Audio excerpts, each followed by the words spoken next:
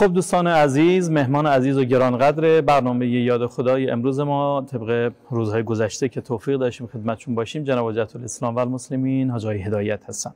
خدمتتون سلام عرض می‌کنم حاج آقا، خیلی خوش آمدید. سلام علیکم خدمت شما همه بینندگان عزیز برنامه یاد خدا.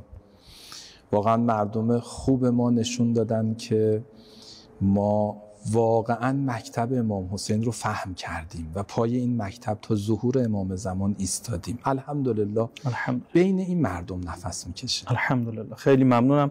حالا اتفاقا همین رو میخوایم در مورد صحبت بکنیم که مردم ما خوب فهمیدن و درسشون رو از امام حسین علیه السلام خوب یاد گرفتن که در مقابل دشمن بایستن، قوت و قدرت داشته باشن و دشمن رو ناکام بکنن. اینها درسایی است که ما میتونیم از عاشورا بگیریم. منتها وجود نازنین سید الشهدا هم با تمسک به قرآن این مسیر رو طی کردند و با قدرت ادامه دادن. مثلا اگر بخوایم نمونه مثال بزنیم، آیه 120 سوره مبارکه بقره.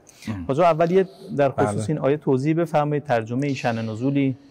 سوره بقره جزء اول قرآن. خدا میفرماید ولن ترضی عنک الیهود ولن نصارا حتی تتبع ملتهم قل ان هدی الله هو الهدی. خدا یه قاعده، یه نکته بسیار مهمی رو در روابط بین الملل داره بیان میکنه، در روابط با یهود و نصارایی که الان جبهه مقابل پیغمبر اکرم هستن. خدا به مسلمانان این اطمینان رو میده و حالا حتی خطاب ظاهرش به خود پیغمبر اکرمه، ولی مجموعه مسلمان ها منظور هست که پیغمبر، یهود و نصارا از تو راضی نمیشند مگر اینکه بخوای از آیین و ملت و روش اونها، ارزش‌های اونها، باورهای اونها پیروی بکنی. یعنی از اعتقاد خودت دست برداری بری. تا وقتی که تو سر ایمان خودت، دین خودت، باور خودت، ارزش‌های خودت هستی، اونا همیشه با تو سر دشمنی دارن. اونا میخوان تو رو حذفت بکنن. ببین عرض کردم این که ما تصور بکنیم یهود و نصارا این جبهه دشمن، اینجا منظور مسیحیت خوبی که نسبت به حق سر تسلیم دارن اصلا نیست. منظور یهود مستکبره. ما نسبت به جامعه یهودیان منظورمون نیست، یهودیان مستکبر که همین الان رژیم صهیونیست مصداق امروزش هستش. زمان پیغمبرم مجموعه دشمنان یهودی پیغمبر اکرم.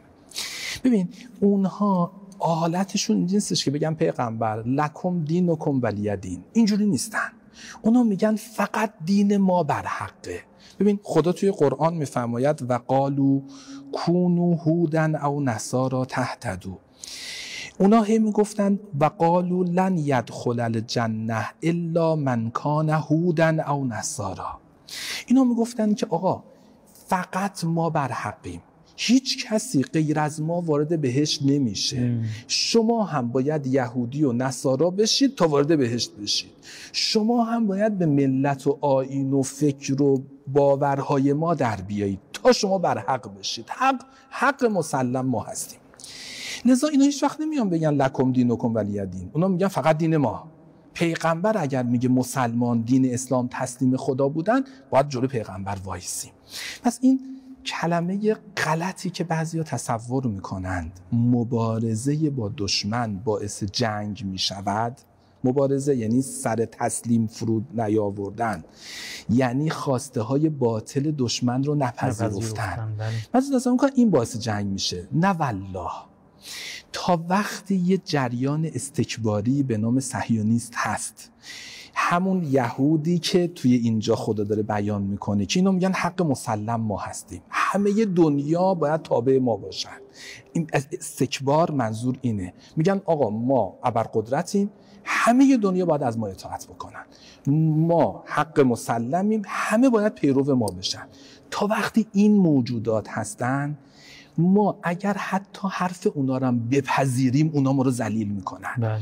اونا ما رو حقیر میکنن. اونا هیچ وقت حاضر نمیشن مگر در یه صورت، در این صورت که ما کاملا گوش به فرمان اونها باشیم. بعد خدا ادامه میفرماید قل ان هدی الله هو الهدی. اولا که پیغمبر جان هدایت الهی هدایته، هیچ کسی تو عالم نمیتونه اون مسیر مستقیم رو به تو نشون بده. ولئن اتبعت اهواءهم، اگر تو بخوای خواسته اونها رو تبعیت بکنی، اگر بخوای با اونها سر میز مذاکره و بده بسون بشینی، بعد الذی جاءک من العلم، بعد از اینکه تو یقین داری که جبهه حق چیه، بعد از اینکه یقین داری خدا چی از تو میخواد، حقوق مسلم انسانی ها چیست، بعد از اینکه این موضوع یقین داری، ما لک من الله من ولی ولا نصیر، پس اگر تو با وجود علم به حق بری تابع جبهه باطل بشی، دیگه پیغمبر منم دست از ولایتم با تو برمیدارم، رابطه تو با خدا قطع میشه، نصرت الهی هم قطع میشه. پس آقای اسماعیلی، ریشه عذاب، بدبختی ها و مشکلات جوامع اسلامی یه چیز بیشتر نیست. هر موقع جوامع اسلامی متمایل به جبهه دشمن شدن، هر موقع دنبال این بودن که نصرت رو از جبهه دشمن بگیرن، بلای لیبی سرشون میاد. بله. بلای بعضی از کشورهایی که مسلمان هم بودند، حقا میدونستن، ولی وابسته به دشمن شدن و اعتماد کردن به دشمن. خدا میگه ببین اعتماد نکن، اون با تو دشمنیشو ادامه میده، اون هیچ وقت از تو راضی نمیشه. مشکلش هسته‌ای و نمیدونم تسلیحات و موشک و هیچی نیست، مشکلش باورها و اعتقادات و ایمان توه. تو وقتی تو مکتب امام حسین هستی دشمن داری، خیالت راحت باشه. من که زبونم داد دست از مکتب امام حسین برداریم که هرگز این اتفاق برای ما نخواهد افتاد. ما با مکتب امام حسین بزرگ شدیم، مردم عزیز ما تو این مکتب تا ما از بچگی پای مکتب سینه زدیم، زنجیر زدیم برای امام حسین، پس هیچ وقت ما دست از این مکتب بر نمیداریم. خب پس با توجه به این قاعده ما خیالمون راحت میشه که علت این همه جنگ از اول تاریخ تا الان جبهه حقه، موشک و تسلیحات و این حرفا نیستش، باورهای درسته. خدا هم توی قرآن میفرماید که پیغمبر فلا تخشوهم واخشونی، مسلمونا از اونا نترسید، هوای منو داشته باشید، پیرو من باشید. بعضیا یه شبهه‌ای هم اینجا مطرح میکنن، میگن آقا هدف وسیله رو توجیه میکنه. حالا ما یه سری اهداف بالایی داریم، یه سری مثلا فرضی آرمان‌هایی داریم، به خاطر رسیدن به اون آرمان‌هامون یه ذره فعلا با دشمن کوتاه بیاییم برای اینکه به اون آرمان‌هام برسیم، برای اینکه مثلا فرضی به اون توسعه و رفاه برسیم. ما به شدت معتقد هستیم که اگر طبق همین آیه، اگر شما در برابر دشمن یک قدم کوتاه بیایی، دشمن 1000 قدم رو سر تو سوار میشه. والله قسم، تو اگر در برابر دشمن کوتاه بیایی، حالا طبق همون مبنای غلط هدف اصلی توجیه میکنه که از ما این مبنا رو قبول نداریم، ولی ببین تو فکر نکن به اون هدفت میرسی.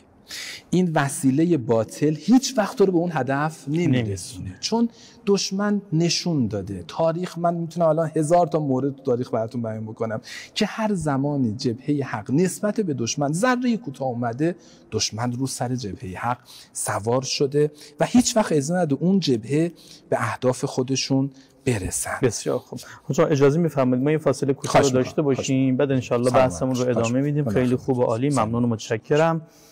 نکته دقیق و درستی بود که آقای هدایت بهش اشاره کردن و ما هم پای اون آرمان هامون هستیم و کسی که مقاومت بکنه، ایستادگی بکنه، دشمن رو ناکام میکنه.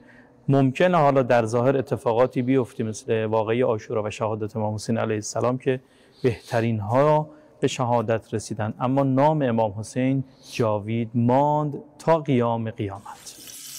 خب همچنان با شما هستیم دوستان عزیز در برنامه یاد خدا و خدمت آقای هدایت عزیز هستیم. درس ها و پیام های عاشورا بر اساس آیات نورانی قرآن موضوع گفتگو ما هست. الان چند دقیقه که تقریبا صحبت کردیم، محور اصلی آیه 120 سوره مبارکه بقره بود و رسیدیم به اینجا که آقای هدایت دشمن ناکام میمونه از اون اهدافی که داره، منتها یک شرط داره. شرطش اینه که انسان بمانه سفت، قوی، محکم پای اعتقاداتش و این درسی که امام حسین علیه السلام به ما داد بر اساس این آیه همین هست و امام حسین علیه السلام شد پیروز میدان. عقیله بنی هاشم و سید الساجدین سلام الله علیهم اجمعین شدن پیروز میدان. ببینید واقعیتش اینه، این پیروزی مهمترین شرطش اینه که ما تو مسیر بندگی خدا، تو مسیر جهاد در راه خدا ذره‌ای به دشمن اعتماد نکنیم، ذره‌ای به دشمن وابسته نشیم، به وعده های دشمن فریفته نشیم. این خدا توی قرآن میفرماید که ولا ترکنوا الی الذین ظلموا، ذره‌ای به ظالم ترکنوا یعنی یه ذره بهش تکیه هم نکن، یه ذره بهش امیدوار نشو. نگو که مثلا درست اینا خیلی جنایت کنن، خیلی ظالمن، ولی بالاخره تو بحث اقتصادی میتونن به ما کمک بکنن. ببین آدمی که کودک کشه تو اقتصاد به تو کمک نمیکنه. بله. آدمی که به یه بیمارستان کودکان تو غزه رحم نمیکنه، تو چه امیدی داری که ذاتش وحشیه. برای همین خدا میگه ببین ذره‌ای بهش تکیه نکن، رکن ترکنوا، البته رکنه یعنی ذره‌ای بهش متمایل نشو. بعد خدا میگه ببین اگه متمایل شوی فکر نکن مثلا اتفاق نمیفته، فتمسکم النار و ما لکم من دون الله من اولیاء ثم لا تنصرون. ببین سه تا اتفاق میفته. اولا زندگیتون رو آتیش میگیره، شما اقتصادتون نمیچرخه با ظالمین، شما تو روابط با ظالمین، تو وابستگی به ظالمین. ببین کوچکترین وابستگی اینجا منظوره. بله. فدای امام کاظم علیه السلام موسی بن جعفر بشم، به یکی از یاران خودشون فرمودن که تو شتراتو دادی به هارون رشید کرایه که هارون رشید بره حج و برگرده، تو دیگه با ما رابطت قطع شد. گفت آقا من که اصلا من کارم اینه، من شغلم اینه، من کرایه میدم، من که بهش کمکی نکردم، که من که بهش وابسته نشدم. حضرت فرمودن شتراتو دادی، دوست ندادی که این دشمن ما زنده باشه که برگرده کرایتو بده، شتراتو برگردونه. گفت چرا آقا، طبیعتا دوست دارم که کرایه‌امو بگیرم، شترامو. حضرت فرمودن همین که تو دوست داری دشمن من زنده باشه، تو دیگه با من رابطه‌ای نداره. ما لکم من دون الله من اولیاء، اتصالتون با خدا قطع میشه. ثم لا تنصرون، شما هیچ کمکی دیگه از جانب جبهه حق نمیگیرید. لذا امام کاظم به اون یارشون فرمودن تو دیگه با ما رابطت قطعه، من دیگه به تو هیچ کمکی نمیکنم، هیچ رابطه دیگه با تو ندارم. من میخوام اینو عرض بکنم، واقعیتش اینه زندگی انسان پر از عذاب میشه، رابطه ما با خدا قطع میشه و خدا هم هیچ کمکی به ما نمیکنه. آقا به نظر شما این میارزه به این که آمریکا ما ذره‌ای بهش بخوایم امیدوار باشیم که تحریم‌ها رو برداره یا هر چیز دیگه؟ شما فرض بگیرید که ما از ارزش‌های خودمون کوتاه بیاییم برای اینکه آمریکا به ما یه لطف بکنه تحریم‌ها رو برداره. این ارزشی داره؟ این رفاه اولیه و ظاهری زندگی میارزه به این که خداوند متعال میفرماید بابا زندگیت عذاب پیدا میکنه؟ من براتون این مثال بزنم. دیدی بعضی وقتا طرف خیلی ثروت داره، خیلی، ولی تو زندگیش همش گرفتاره، همش دعوا داره، همش درگیری داره. به نظر شما آدمی اون داره ساده تر باشه، اون امکانات مادی رو، من نمیگم زندگی خوبی یعنی امکانات مادی نداشته باشی، ان شاء الله خود امیرالمومنین فرمودن ان المتقین سکنوا الدنیا بافضل ما سکنت. ما ان شاء الله تو این مسیر تقوا، تو این مسیر مقاومت حرکت میکنیم، بهترین اقتصاد رو هم پیدا میکنیم. اما اقتصادی که بخواد وابسته به آمریکا و اسرائیل و جنایتکاری عالم باشه ما نمیخوایم، متنفریم از این اقتصاد وابسته. ما میخوایم خودمون، جوانای خودمون کار بکنن. لذا خدا دائما این موضوع رو داره بیان میکنه. لذا خدا توی قرآن فرمود یا ایها النبی جاهد الکفار و المنافقین. ببین تو نسبت به کفار کوتاه نیا، تو نسبت به همین منافقین و جاسوسای داخلی کوتاه نیا، باشون غلیظ برخورد بکن. اگر دیدی یک عنصر داخلی داره به دشمن اطلاعات داره میده، نقاط حساس ما رو داره اطلاعاتش داره میده، پهباد میاد میرن تو کشور درست میکنن که بر علیه مردم ما به کار بگیرن، تو باید با اینها غلیظ برخورد بکنی. حق نداره با اینا کوتاه بیای بگی حالا اینم این کار کرد ببخشش. نه، اینجوری بخشش نیست. یعنی همین کاری که قوه قضاییه همون ابتدا انجام داد خیلی با قدرت این کار باید ادامه پیدا بکنه. ما نمیتونیم تحمل بکنیم دشمن داخلی که بیاد در قالب دوست همه اسرار ما رو به دشمن لو بده. قطعاً باید جلوی این مقابله کرد. یا ایها الذین آمنوا قاتلوا الذین یلونکم من الکفار ولیجدوا فیکم غلظة. ببین اونایی که تو جبهه دشمنن، تو جبهه کفار هستن، از منافقین و از کفار، از رژیم صهیونیست، از آمریکای جنایتکار، نباید توی شما حالت رأفت و مهربونی و اینا احساس بکنن. اشداء علی الکفار ولیجدوا فیکم غلظة. باید تو شما تندی ببینن، باید اخم و تخم ببینن. من دیدم همون اوائل جنگ این مجری عزیز صدا و سیما آنچنان محکم داشت دستش رو فریاد میزد که همون موقع که صدا و سیما رو زدن. این ولیجدوا فیکم غلظة هست. طبیعتا این غلظت رو اونا بر نمیتابن، حمله هم میکنن، موشک هم میزنن، ولی ما به خاطر اجرای این آیه قرآن پای همه اینها ایستادیم. ما در برابر دشمنان خدا بسیار محکمیم، کوتاه هم نمیاییم. من یه نکته رو بگم پایان عرایزم. اصلا کل شأن نزول این آیه که خداوند متعال فرمود ولن ترضی عنک الیهود ولن نصارا، جریان قبله است. وقتی که قبله تغییر کرد و قبله از سمت بیت المقدس رفت سمت مسجد الحرام و خانه خدا، یهودی و اخم و تخمشون در اومد. گفتن چه وضعشه، ما قبله ما از هم جدا شده. اینها پیغمبر اکرم منتظر وحی بود که خداوند متعال تو این صحنه چه تحلیلی داره. خدا میگه پیغمبر از اخم و تخم اینا نترس، از قرولند اینا نترس، اینا هیچ وقت تو راضی نمیشن. قبلت هم با اینا مساوی باشه و یکی باشه، باز اینا با تو مخالفت میکنن. پس همون بهتر که تو مسیرت رو از اینا کاملا جدا بکنی. من عمدن قبله رو جدا کردم تا جبهه مسلمونا با جبهه اونا چی بشه؟ متفاوت بشه. لذا خدا توی سوره بقره آیه 145 میفرماید ولئن اتیت الذین اوتوا الکتاب بکل آیه ما تبعوا قبلتک و ما انت بتابع قبلتهم. ببین اونا که هیچ وقت از قبله تو تبعیت نمیکنن، تو هم نمیخوای از قبله اونا تبعیت بکنی، بذار جبهتون از هم جدا باشه. این فلسفه تغییر قبله بود که خداوند متعال اینجا بیان میکنه. بذارین من یه جمله فرصت داریم اگر صلاح بدونید بریم قیام امام حسین و سید الشهدا رو. من از یکی از افرادی که تو مکتب امام حسین من معتقدم شهید یحیی سنوار، واقعا اینها درسته شاید ما تصور بکنیم که مثلا اینا تو ایران نبودن یا مذهبشون با ما یکی نبود، مثلا نبوده، تو ایران نبودن، کنار ما نبودن، ولی من معتقدم تمام عزیزانی که در جبهه حق دارن مقاومت میکنن اینا پای مکتب امام حسین این درس رو یاد گرفتن. بذار من یکی از دست‌نوشته‌های یحیی سنوار براتون بخونم. دشمن میخواهد ما از مقاومت دست برداریم و مسئله ما را به مذاکرات بی‌پایان تبدیل بکند. اما من به شما میگویم بر چیزی که حق شماست هرگز مذاکره نکنید. آنها بیشتر از سلاح شما از مقاومت شما پای حق میترسند. این دقیقا مکتب امام حسینه. امام حسین باشون مذاکره نکرد، امام حسین مقاومت کرد. امام حسین حق رو گفت و پای حقش هم ایستاد و ذره‌ای هم از حقش کوتاه نیومد، حتی به خون علی اصغرش، حتی به خون قاسم ابن حسن یادگار برادرش، حتی به خون عبدالله ابن حسن امام حسین کوتاه نیومد. ولن ترضی عنک الیهود ابا عبدالله، این دشمن از تو راضی نمیشه. حالا که راضی نمیشه امام حسین فرمودن ما هم بر حق خودمون محکم وایسادیم. بزن حالا چون دیگه عبارت قاسم ابن حسن و عبدالله ابن حسن یادگاران امام حسن رو گفتم، یه نکته عرض میکنم.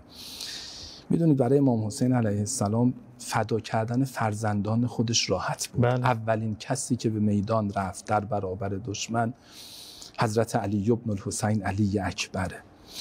اما فرستادن به میدان نسبت به امانت برادر برای امام حسین خیلی سخت بود.